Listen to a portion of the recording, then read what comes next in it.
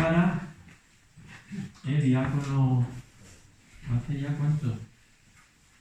Hizo 10 años en noviembre del año pasado. Lleva Camino de 11. un tiempo ahí de andadura diaconal. 3 hijos, Clara, Marcos y Teresa. Casado con Lourdes también. ¿Hace cuánto? Pues ya la boda de plata se acerca o no. Sí, se acerca. Sí, sí. Y Este año 24. por eso digo, mira, qué bonito. Casi aciertas. Casi.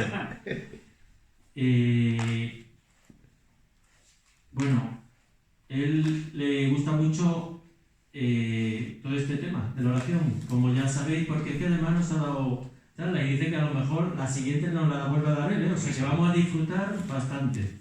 El tema es de la oración, de la liturgia de las horas, que será la siguiente, que es lo que yo me adelanto un poco a hablar, ¿no? Sobre poniendo un poco los pies en la tierra.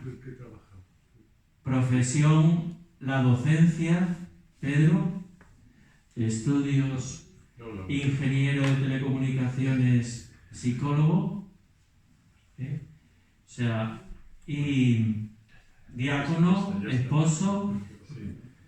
A él, que antes ha hablado, hay uno del camino, él también está en comunidades desde hace mucho. ¿Algún dato más? ¿Por tanto, lo presento más o no? Venga, algún dato más. Ha escrito, bueno, después muy vinculado a Madre Teresa de Calcuta, que eso es también un poco lo que nos ha unido al Señor. Me recuerdo que le dije yo ahí en casa de Madre Teresa de Calcuta, le digo, ¿tú te has pensado lo de diácono? Yo ya era diácono. Y me contestó, se me acaban de poner los pelos como escarpias o algo así. Siempre me recuerdo esa contestación. Y aunque él ya había estado ahí un poco preguntando Getafe o algo, ¿no? Terminaba justo ese día o ese fin de semana el año de discernimiento. Que estaba ahí con la competencia o la diócesis de Getafe. Y va y me toca y me dice, ya está, venga. Ha escrito algún libro Vamos a empezar. sobre Madre Teresa, que me empape la lluvia era el nombre, Sí. Y ahora después le pusieron otro nombre el segundo. Sí, el Diversa lo llamó A la sombra de la Madre Teresa. Os lo recomiendo. Y después un libro sobre el diaconado, publicado por la Conferencia Episcopal. Nada más, nada menos. Bueno, tened por seguro que cuando muera, iré desnudo a la tumba, y mi cuerpo se corromperá y no quedará nada de esto. Bien, pues nada, ya os ha explicado Javier lo que son los pasos de la Lectio Divina, ¿no? Esta tradición antiquísima en la Iglesia, esta forma de introducirnos en la palabra de Dios, ¿verdad? Y que de alguna forma ha sido retomada con gran alegría, yo creo que para toda la Iglesia, a través de dice uno, ¿qué ha quedado de los PDEs, de los PDMs, de todo esto? Pues una de las cosas que ha quedado es retomar la Lectio Divina, para intentar ver cuál es la voluntad de Dios en cada comunidad religiosa, parroquia, etc. De hecho, terminados estos programas, los fieles solían decir, ¿por qué no seguimos con la lección? Pues fue un redescubrimiento, porque ya ha dado sus frutos, ¿no? Bien, no voy a entrar entonces en los pasos. Me pedía Paco, cuando hablaba ayer de que al final iba a venir yo, porque al final, bueno, por circunstancias, Javier no puede estar aquí con nosotros, y me dice, pero enfócalo a la vida del diácono, pero no, que no sea muy espiritual, que no sea, bueno, que lo enfoque a lo que es la praxis, ¿no? A la práctica. Digo, bueno, lo voy a intentar, Aunque sí que mencionaré algunas de las etapas, ¿no? Que habéis visto, ¿no? De la invocación del Espíritu, la lección, la meditación, la oración, la contemplación, que os ha contado Javier, ¿no? Porque todas estas etapas os han quedado súper claras, ¿a que sí? Cualquiera dice ahora que no, Bien. Cuando se nos entrega la palabra, se nos dice, no lo voy a decir exactamente, dice un diácono y la lección divina, ¿no? Como decía Paco, en relación al ministerio, ¿no? Pues nuestro oficio es, entre otros, servir la palabra. Servir la palabra. Tenemos que servir la palabra. lee aquello que recibes, aquello que has leído, enséñalo, hazlo en lo que crees, hazlo fe viva y bueno, que al final sea una palabra viva que transforme tu vida y que por eso la puedas testimoniar a los demás. No lo dice así exactamente, pero bueno, más o menos, ¿no? Es decir, tenemos que servir la mesa, tenemos que servir la palabra. Y no se puede servir la palabra si no conoces la palabra.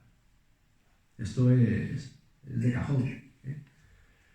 Y es una responsabilidad al mismo tiempo. Es decir, la lección divina o lo que es cómo acercarnos a la palabra de Dios, que es Dios, como dice la de Verbum, ¿verdad? No solo para que transforme nuestra vida, sino para que a través nuestro nosotros podamos servir esta palabra de Dios a nuestros hermanos. Con lo cual la responsabilidad es brutal. Y ahora pondré varios ejemplos.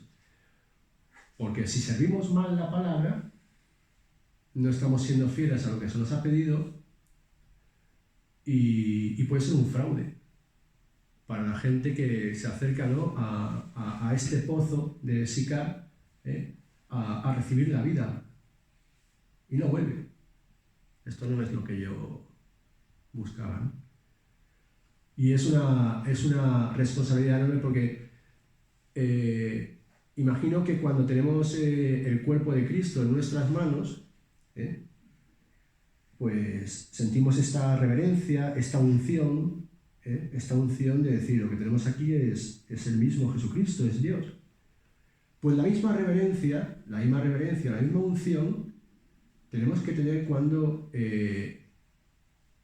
manoseemos, por así decirlo, o tengamos en nuestras manos o en nuestra boca la palabra de Dios. No es cualquier cosa. Parece que no, que hay una diferencia, ¿no? Aquí lo vemos palpable, cualquiera, ¿no? Cualquier gesto, llevamos sumo cuidado en todo lo que hacemos, y de hecho es que todo nuestro cuerpo se ve como centrado en Dios, ¿no?, en ese momento, ¿no?, que vamos a recibir. Pues la palabra de Dios es Dios. Hablaba hace poco, esta semana, con una persona que es especialista en Hegel, en uno de estos filósofos que habréis estudiado por la facultad. Bueno, Hegel es un filósofo, bueno, es inteligentísimo.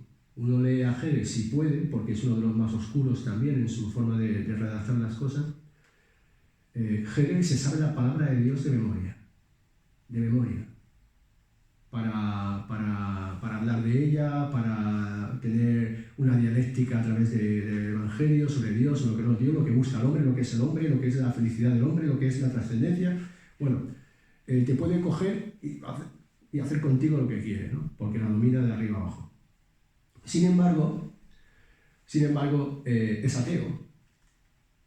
Es ateo. Y de hecho lo que él postula es que no es necesario Dios. ¿Por qué digo esto? Porque la primera etapa de la lección divina, y que yo creo que es fundamental, que es la invocación al Espíritu, o sea, antes siquiera de empezar a leer. O sea, si la palabra de Dios no es iluminada por el Espíritu Santo, no vale nada. Es un libro más, que lo puedes leer, como tantas veces. Es verdad, me voy a leer la Biblia, venga, la voy a leer entera, del tirón, como quien se está leyendo un bestseller. Si la palabra de Dios no es iluminada por el Espíritu Santo, te queda velada. Te queda velada. No vas a ver a Dios detrás de esa palabra. Vas a ver una cosa, vas a aprender muchas cosas, vas a aprender, pero no es Dios. No es Dios. San Efrén, cuando se dirige en una de las lecturas del oficio de lecturas, precisamente, cuando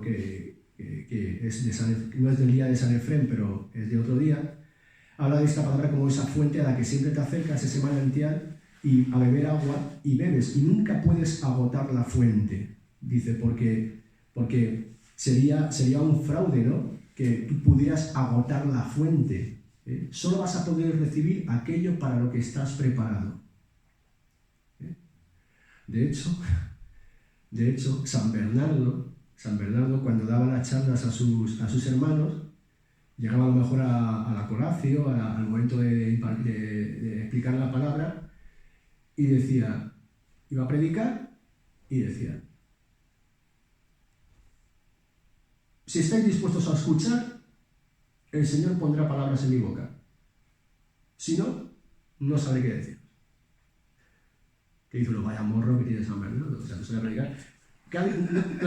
Pues no sabía qué decir porque no estabais preparados para escuchar, con lo cual el Espíritu Santo me ha cerrado la boca. Dice, vaya forma de echar la culpa a vosotros. No te has preparado lo que tenías que decir. Pero es verdad. No solo dice San Bernardo. Es decir, el Espíritu no solo es necesario para aquel que se acerca a la palabra para luego poder discernirla y servirla, sino para aquellos que la van a escuchar. Para aquellos que la van a escuchar. Con lo cual es importantísima la invocación del Espíritu y esta especie de humildad, ¿no?, que tenemos que tener a la hora de acercarnos a la palabra de Dios, que es inagotable y que es Dios el que nos habla y ante el cual tenemos que tener esta unción y esta reverencia. El segundo aspecto es la fidelidad. Esto yo creo que a día de hoy es muy importante y es ser fiel a la palabra de Dios. Porque la palabra de Dios, si no es iluminada por el Espíritu Santo, puede dar lugar a malinterpretaciones. Ya incluso en la oración personal uno coge la palabra y la puede malinterpretar. Porque ya lo que hace es cogerla buscando algo, entonces lo que busca es la confirmación de aquello que tú mismo ya has decidido antes.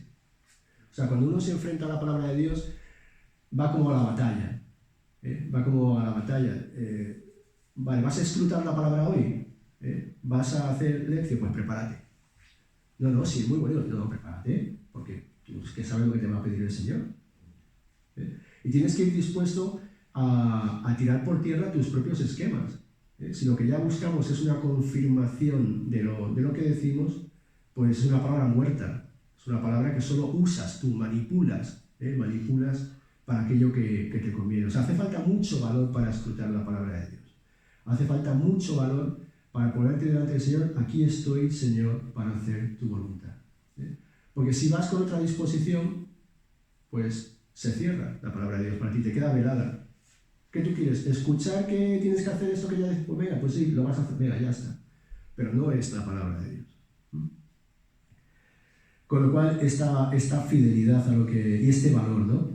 Y luego esta fidelidad, ¿no? Por eso hay que prepararnos, nos tenemos que preparar también para entender la palabra de Dios y hay que estudiar la Escritura y hay que estudiar las fuentes y todo lo que habéis visto, ¿no? Del método histórico crítico y todo lo que se os cuenta en la facultad también es importante, ¿no?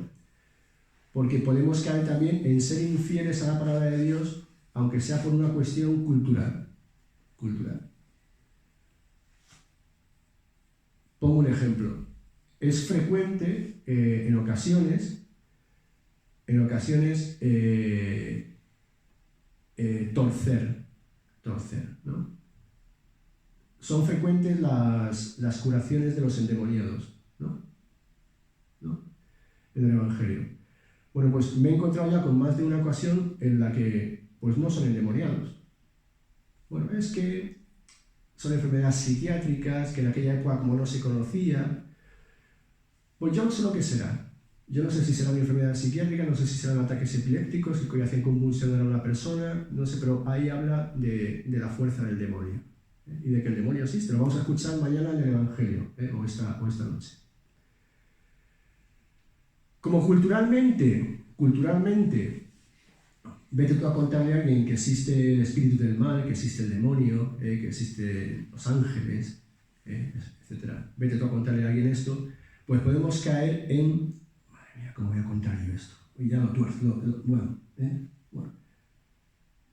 ¿Vale?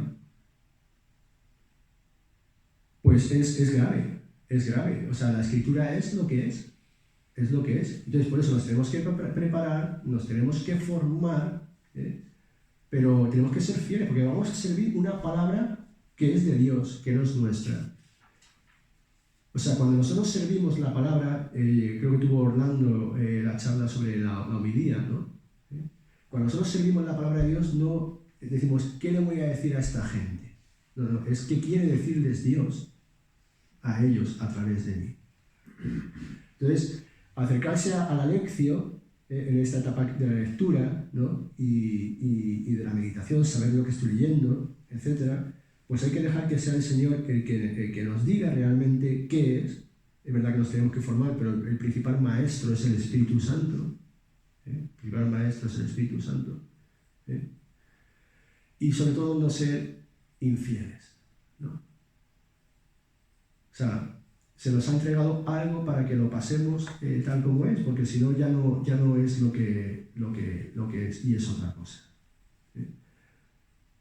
Y se me ocurre el ejemplo de los endemoniados, como se me ocurre hace ya más años, en la multiplicación de los panes y los peces, escuché decir que realmente el milagro de la multiplicación de los panes y los peces es que el Señor movió a solidaridad y de repente pues lo poco que tenía cada uno, lo que quiere decir en la figura de este niño que se acerca, es que lo poco que tenía cada uno, pues empezaron a compartirlo y se creó comida para todos. Entonces uno dice, vamos a ver. Es verdad que es difícil creer en los milagros.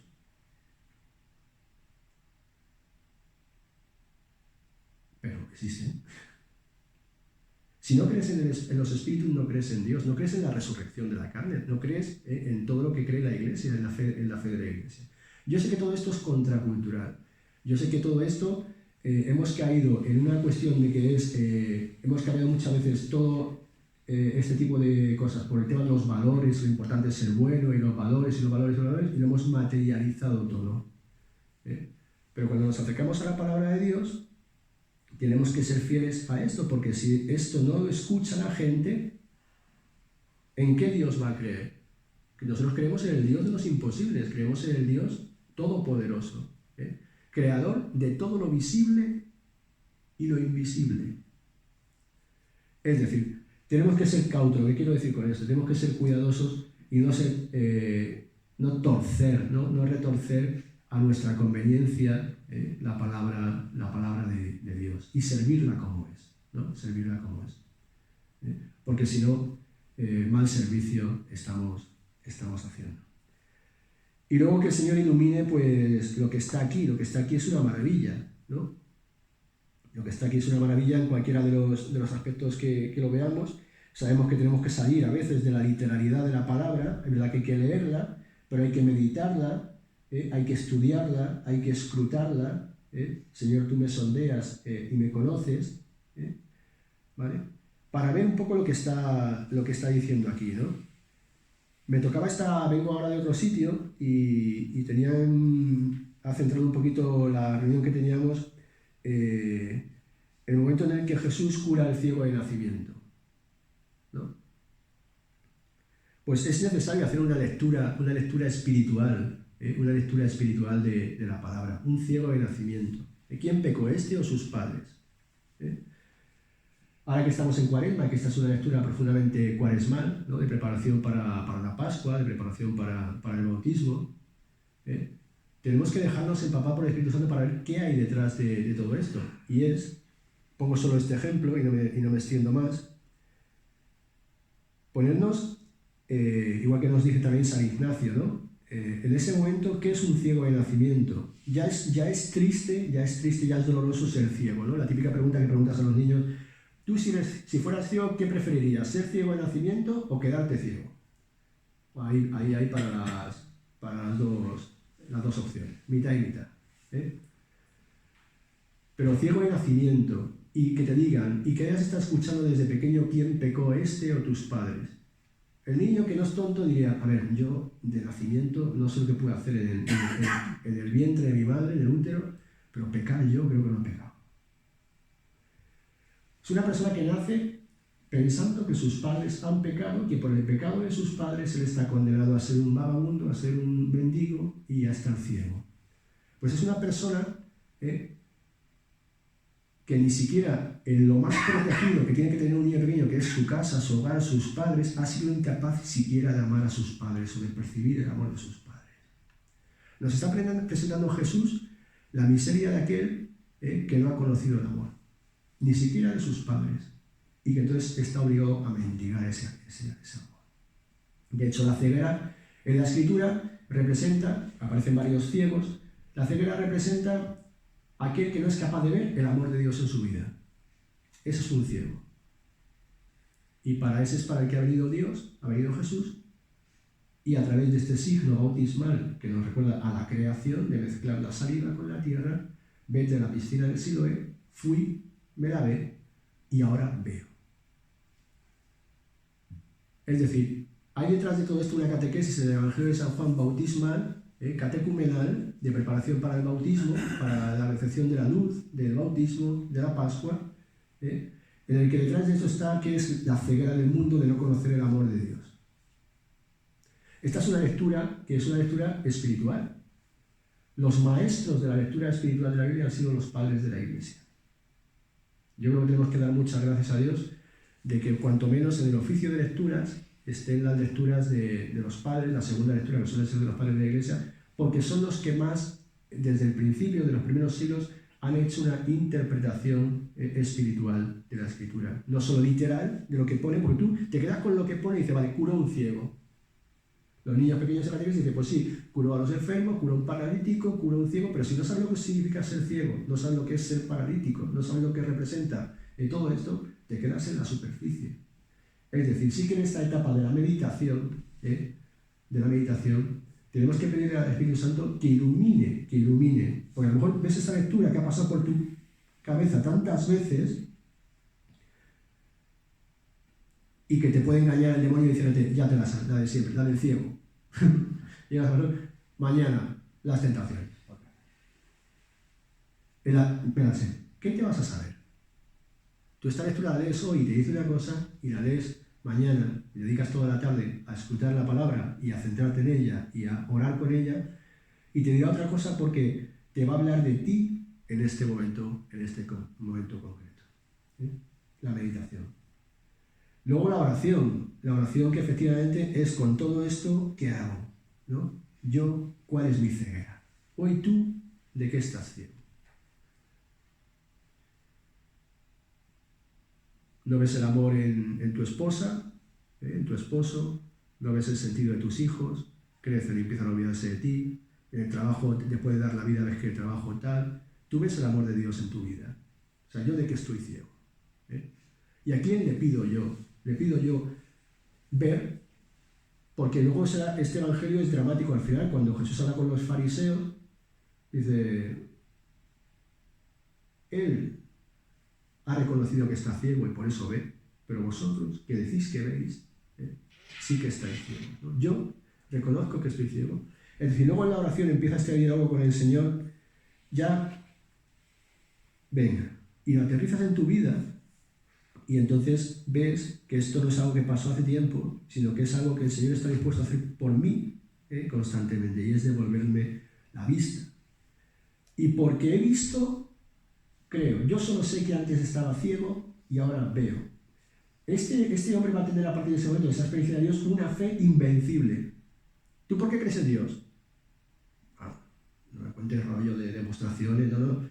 Antes estaba ciego y ahora veo. ¿Yo por qué creo en Dios en mi vida? Pues seguramente habrá algún acontecimiento en nuestra vida en el que hemos pasado de la oscuridad a la luz, de la ceguera a la vista. Y luego después de esto, de este momento de oración en el que se establece un diálogo con Dios, no con nosotros mismos,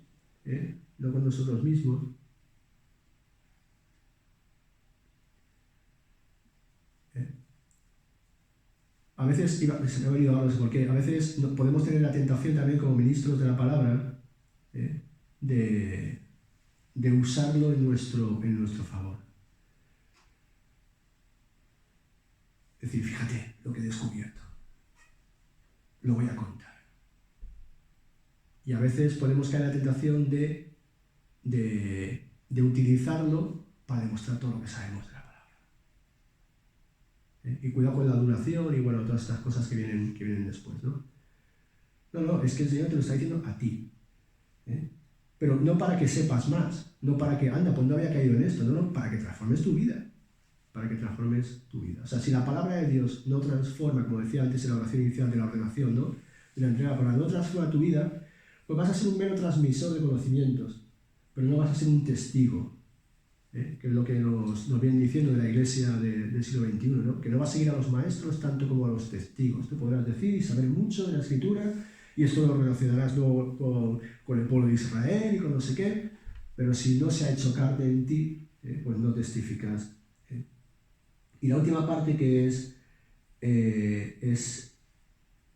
ya de anonadamiento total delante de Dios, que es la contemplación. En la contemplación, yo creo que es la más difícil de todas, por lo menos para mí, si todas son difíciles, porque es apágate, te reseteas, y ya todo lo que te has dicho, vale, ya está. Y es esperar que el Señor acontezca y te diga, pero solo Él. Es ya abandonarte totalmente a lo que Él quiera a través de esta palabra que hoy ha venido a ti, y que tú te has acercado a Dios a través de ella. Y es en este sitio, en este momento donde hay que tener el valor suficiente para discernir espíritus, por un lado, saber qué viene de Dios y qué no viene de Dios, y para que dejarte transformar por Él. La palabra de Dios, dirá San Pablo, es espada de dos filos, ¿no? Espada de dos filos, que hunde hasta donde se juntan alma y espíritu, dice, más profundo no puede ser. Con un filo te corta, con un filo te hiere, con un filo te remueve por dentro, la palabra no te puede dejar indiferente, y con el otro te cura.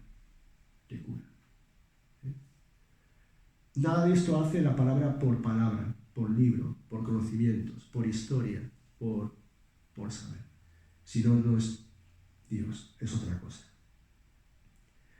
Y luego, como me decía Paco, que lo juntaba también a alguna experiencia de alguna, nosotros estamos llamados a servir la palabra pues en muchos frentes, en la homilía, primero nosotros mismos, como he dicho en la lección, en la catequesis desde la infancia hasta las distintas etapas de la vida del hombre. Y yo últimamente estoy teniendo una experiencia que antes le contaba a Javier un poco, que me está dejando sorprendido, ¿no? Y de la cual voy sacando alguna conclusión de vez en cuando.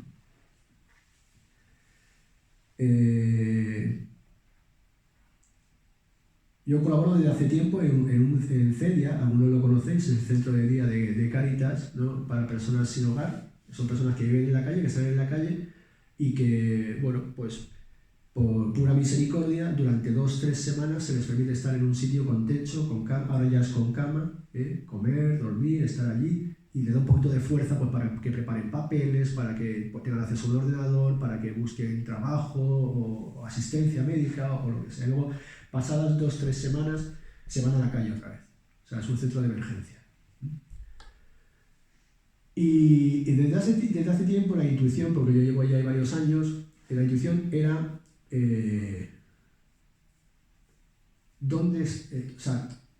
realmente qué necesita esta gente.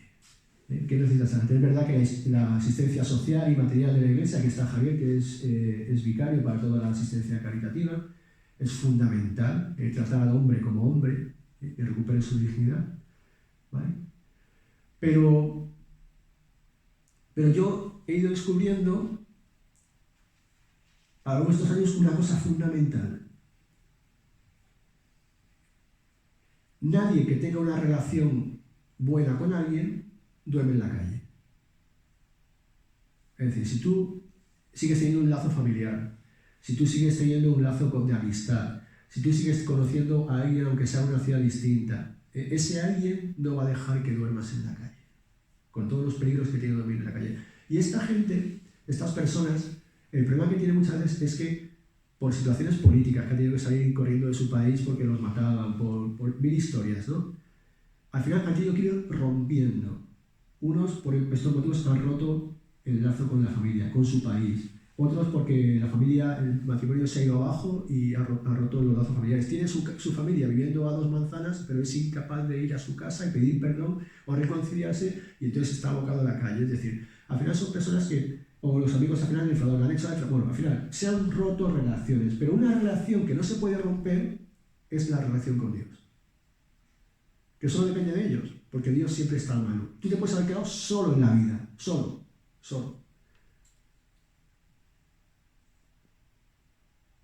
Pero siempre tienes a Dios, nunca estás solo. Si recuperas esa relación. Entonces, la idea por la que surgió lo que voy a contar ahora es para que estas personas que están tan solas y que se sienten solas y que acaban perdiendo la cabeza, muchas veces de solo hablar consigo mismos, sin estar solos en la calle, etc., recuperen su relación con Dios.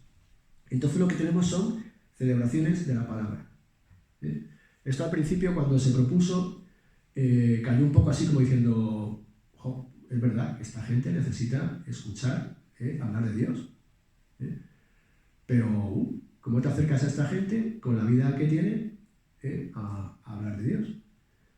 Y luego, fíjate, el hándicap, ¿no?, de que mucha población de la que está aquí es musulmana, otra población es evangélica, otra población es católica y otra población es atea, totalmente, o en contra de la iglesia incluso, ¿no? Bueno, vamos a intentarlo. Entonces, simplemente se les propone y quien quiera estar, está. Hablamos con la directora, con Rebeca, y bueno, me dijo simplemente la directora, tenemos que llevar cuidado simplemente que esto, todo lo que se hace en CEDIAS tiene que ser para todos, abierto para todos. Entonces, si alguna vez te entra algún musulmán, pues hombre, intenta centrarlo, bueno, lo centraremos en la figura de Dios Padre. Y ya está. Bueno, el caso es que al final llevamos ya como 2 meses con esta experiencia y no os podéis imaginar, los pobres evangelizan. O sea, nadie como los pobres evangelizan. A partir de una serie de... partimos una palabra, se hace una oración, etc.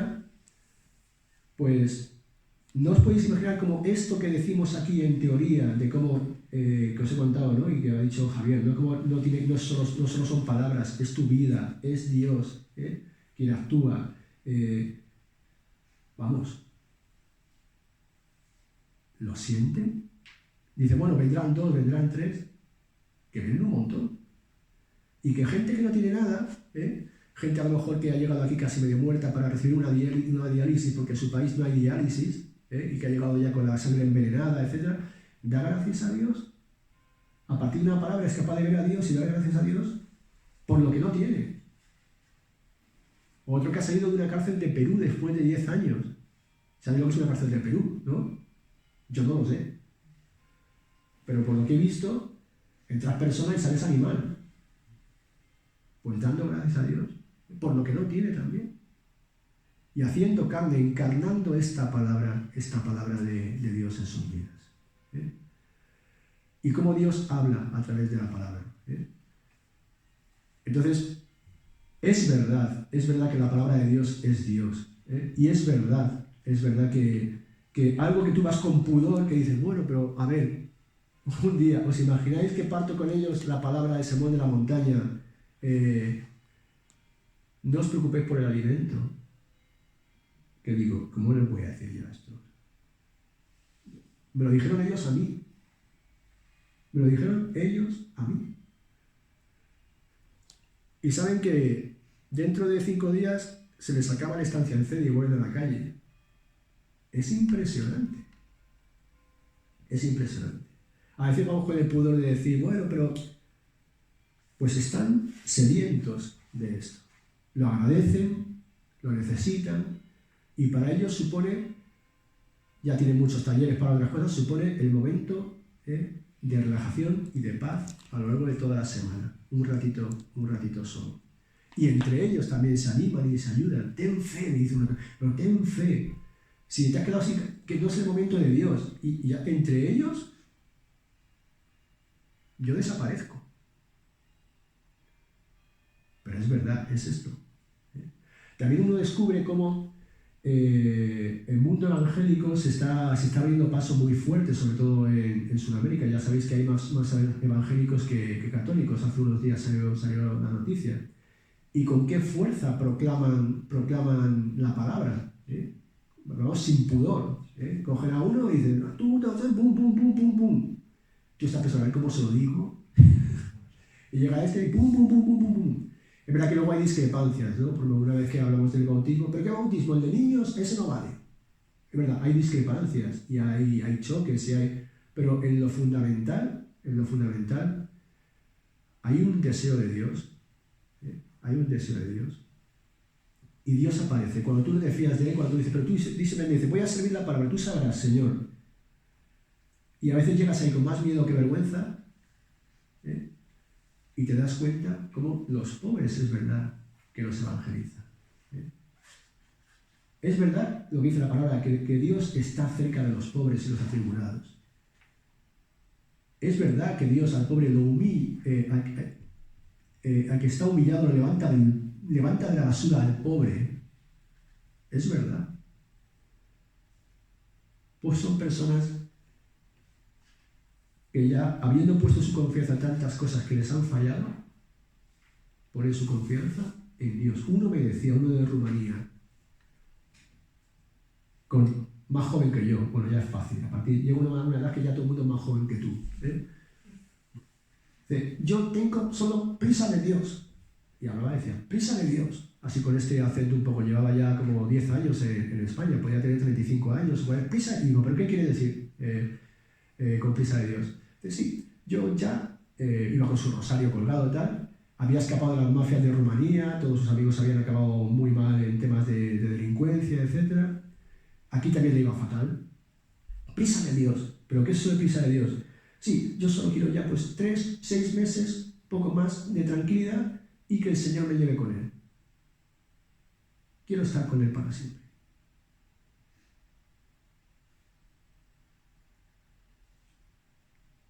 Pues esto es. Esto es lo que el mundo no conoce, ¿no? Lo que el mundo no conoce, ¿no? Entonces hay que aterrizar la palabra. Cuando el Evangelio dice que, pues eso, que los alejados, las prostitutas, los pecadores, etcétera, los adelantarán en el reino de los cielos, porque la vida de esta gente es para hacer una serie de Netflix de varias temporadas, pues es verdad. Porque ves el fruto de la conversión y ves el hambre y ves la sed de aquí. Y si le quitas esto ya no les queda nada. Entonces, como diácono, pues servir la palabra, pero servir la palabra porque el mundo la necesita y el mundo tiene hambre de la palabra de Dios. Pero la palabra de Dios, no la nuestra. Y solo será la palabra de Dios y solo será lo que Dios quiera, si hemos entrado primero en esta lección de la palabra y que esta palabra ya sea rumiar, como decían, ¿no?, los monjes antiguamente, rumiar la palabra de Dios. La estás rumiando y vuelve para adentro y sale para afuera y constantemente la tienes en tu boca, ¿no? La tienes en tu boca. Te has quedado con un trocito de la palabra de los laudes de esta mañana y la vas rumiando y el Señor va actuando. Lo importante, no defenderte. Que ya vendrá el tentador y te dirá, eso. Entonces, ¿qué es la palabra de Dios a la cual nos acercamos? Es Dios. Y es una palabra que salva. Y es una palabra que da vida. Tu palabra me da vida. Que a veces hemos escuchado cantando, ¿no? Pues es verdad, ¿no? Y el primero que necesita ser salvado somos cada uno de nosotros. Por eso, pues qué deciros, que es un gran regalo la palabra de Dios. La lección, pues una ayuda para acercarnos a Dios. La humildad necesaria para acercarnos a la palabra. Y sobre todo como diáconos, me preguntaba Paco, servir la palabra de Dios. Con el testimonio, a veces hasta sin palabras, con la propia palabra de la predicación, con mucha humildad, porque es Dios. Pues cuando uno dice la palabra de Dios, yo me imagino que, ¿qué está diciendo? Que no es esto, ¿no? Que es verdad, que soy todopoderoso. Porque no, es verdad. Pero si yo no lo creo, pues no lo digo. Y pedir al Señor que nos ayude, que nos acompañe y darle inmensas gracias por su palabra. Poco más yo creo que tendría que decir. Que busquemos todas las semanas, todos los días, un momento de contemplación de la palabra a través de este método de la lección o el que sea, porque lo necesitamos cada día. Porque además no es para nosotros, sino que además luego tendremos que servirla. Y poco más. ¿Tienes alguna pregunta? ¿Sí?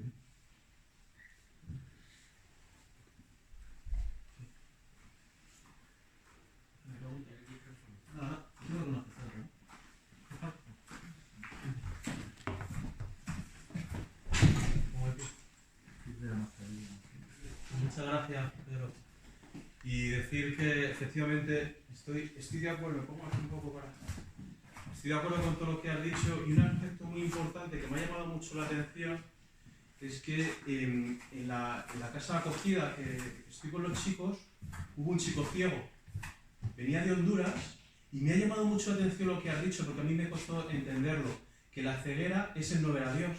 Y este chico, él decía que Dios le había castigado de nacimiento, porque su padre había sido muy mala persona y él había castigado. Y cuando hacíamos oración en la casa, él era muy buen músico, tocaba la guitarra, dice: Gabriel, yo canto, pero yo no rezo, porque yo estoy enfadado con Dios, yo no me lo creo. Él me ha castigado y yo no quiero tener relación con Dios. Hizo un retiro, este muchacho, de un fin de semana, estuvo con los sacerdotes, etcétera, ¿no? Y con otros jóvenes. Cuando fui a buscarle, estaba totalmente radiante. Me abrazó como nunca me había abrazado, se puso a llorar. Gabriel, ya me da igual ser ciego porque me he reconciliado con Dios. Yo de verdad que me quedo impresionado. ¿Y qué me dio a entender el chico? Me dice: ya me da igual. Y a partir de ese instante empezó a mejorar su movilidad, a manejarse mucho mejor con el bastón, con los estudios. De verdad, o sea, ¿qué quiero decir con esto? Y no me quiero enrollar mucho más. Que muchas veces buscamos la exégesis, ¿no? Las escrituras. Y coincido contigo, Pedro, que es una verdad y que tenemos que vivir esa verdad y ser testigos de esa verdad. También creo en el milagro de los panes y los peces porque en la casa lo vivimos, de verdad. ¿De verdad? ¿De verdad? O sea, que es muy bonito ser testigo de eso y solo podemos transmitir, como muy bien has dicho, si somos testigos solamente. Por supuesto que hay que estudiar, aunque nos esté costando mucho, ¿no? Pero no lo tenemos que creer. Y sí que es verdad. Y gracias porque me ha ayudado mucho lo que has dicho, que la ceguera, en el sentido espiritual y profundo, es eso, es no ver a Dios. Porque este chico es realmente lo que le pasaba. Y fue encontrarse con Dios y ya él dijo: ya me da igual ser ciego, Gabriel, es que me da igual.